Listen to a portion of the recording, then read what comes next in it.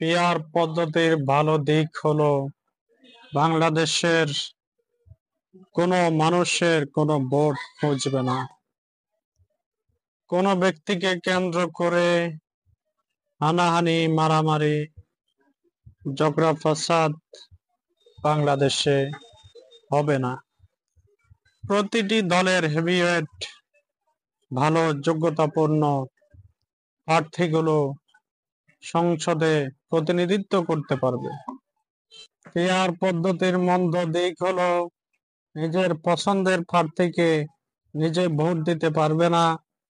আওয়ামী লীগ শক্তিশালী হবে, হিন্দুরা শক্তিশালী হবে, বাম জোট শক্তিশালী হবে। তবে এগুলো সবই ক্ষমতালোভীদের, স্বার্থান্বেষীদের খোঁড়া যুক্তি।